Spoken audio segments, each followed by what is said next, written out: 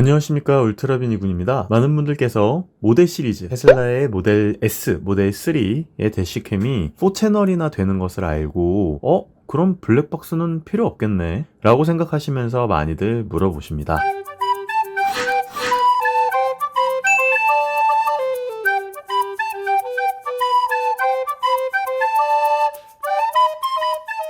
실제로 블랙박스가 법적으로 효력이 있으려면 시간과 날짜가 있어야 된다고 하더라고요. 속도까지 더해지면 좋고요. 음성 녹음까지 된다면 정말 금상첨화겠죠. 하지만 테슬라 빌트인 대시캠에는 그 모든 내용이 저장이 안 되고 오롯이 화상만 기록이 됩니다. 그리고 영상으로는 정확히 보이지는 않습니다만 4채널의 싱크가 정확치 않을 때도 되게 많고요. 녹화 자체가 안 되는 에러의 상황이 발생하는 경우도 상당히 많이 있습니다. 보조적인 수단으로서 쓰기에는 나쁘지 않을 수도 있겠지만 메인 블랙박스로 쓰기에는 상당히 부족한 부분도 많고 실질적인 법적 효력이 없을 수도 있다라고 하니까 블랙박스는 무조건 필요하다라고 생각을 합니다.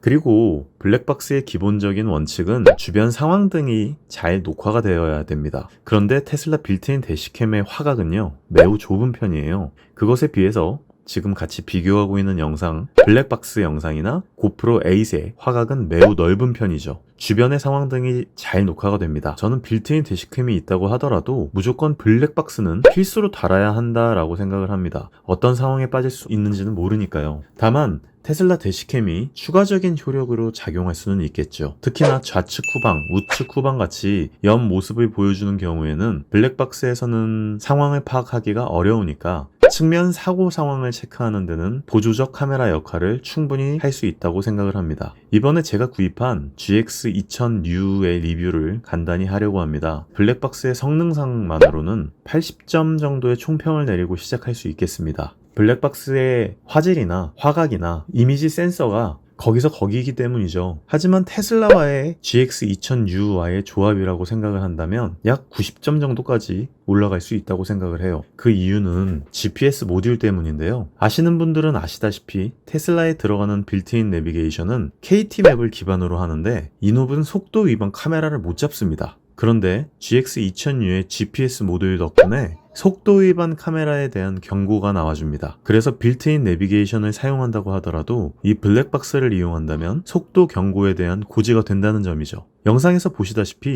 고프로 8에 필적할 정도로 낮에는 해상력이나 색감이 매우 좋습니다. 화각은 고프로보다는 약간 좁고요. 하지만 주변 상황을 이해하고 파악하는 데는 충분한 화각이라고 생각합니다. 그리고 좋은 점은 앞뒤로 모두 QHD를 지원한다는 점이죠. 제가 예전에 쓰던 아이나비 퀀텀이라는 제품은요 4K를 지원합니다. 저는 4K를 지원하면 그에 따른 해상력이 올라가거나 차 번호판의 인식이 훨씬 더 잘 될 거라고 생각을 했는데 그냥 저해상도, 저화질에서 절대적 해상도만 올린 거더라고요. 그러다 보니까 일반 FHD와 다를 바 없는 영상이 녹화되더라고요. 4K까지는 전혀 쓸모가 없다는 사실을 깨달았어요. 거기다가 용량까지 올라가 버리니까 시인성은 FHD랑 별거 다를 게 없는데 용량이 올라가다 보니까 64기가나 128기가로는 도저히 제대로 된 날짜를 녹화를 할 수가 없더라고요. 그래서 4K까지는 전혀 쓸모가 없다는 사실을 깨달았고 FHD도 좋지만 QHD 정도까지는 괜찮다는 생각을 하게 되었는데 이 GX2000U라는 블랙박스는요 앞뒤로 전후방 QHD를 지원합니다. QHD의 해상도는요 참고로 2560-1440입니다.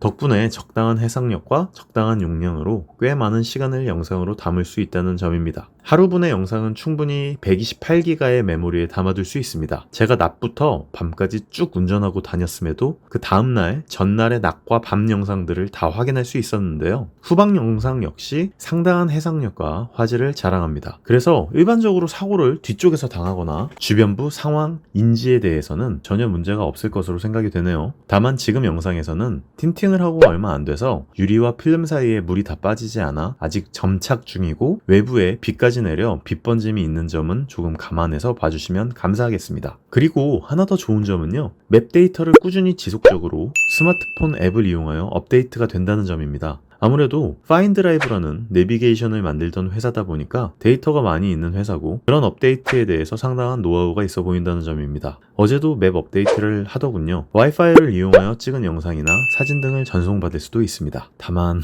와이파이로 이용해서 다운받는 건 시간이 너무 많이 걸려서 그다지 효용성이 좋을 것 같지는 않습니다. 앞차와의 간격 유지를 통해서 앞차가 출발했는데도 내가 가만히 서 있으면 차를 출발하라고 종용하는 기능이나 차선을 밟았을 때 경고를 보내는 등의 자잘한 에이다스 기능 등이 있지만 사실 테슬라 차량에서는 워낙 이 부분에 대해서 기본 오토파일럿 기능으로 잘 되어 있기 때문에 저는 이 기능들은 꺼놓습니다. 오직 기본적인 불박의 기능과 GPS 수신으로 카메라 속도 경보 기능만을 켜놓거든요. 제가 세상의 모든 블랙박스를 써본 건 아니지만 일단 GPS가 들어가 있지 않은 블랙박스도 많이 봤고요. 해상력과 화질, 모든 블랙박스들과 큰 차이가 없어 보입니다. 이미지 센서의 획기적인 변화가 아니라면 더 이상의 화질 변화는 있지 않을 것으로 보여지기 때문이죠. 나중에는 1인치 정도의 센서를 채용해서 가격이 좀 나가더라도 멋진 해상력과 화질을 보여주는 블랙박스가 나와주었으면 하는 바람입니다.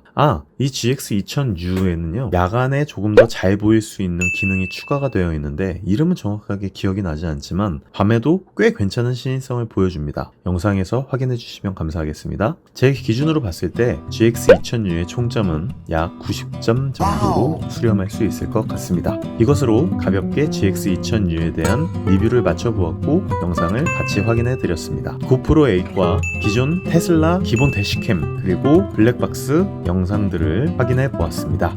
여러분들도 이 영상들 참고하셔서 구입하는데 많은 도움이 되셨으면 하는 바람입니다. 이 영상이 즐거우셨거나 도움이 되셨다면요 많은 분들이 보실 수 있게 좋아요 버튼 눌러주시면 감사하겠습니다. 구독과 알람 설정도 부탁드릴게요. 감사합니다. 울트라뷰니군이었습니다.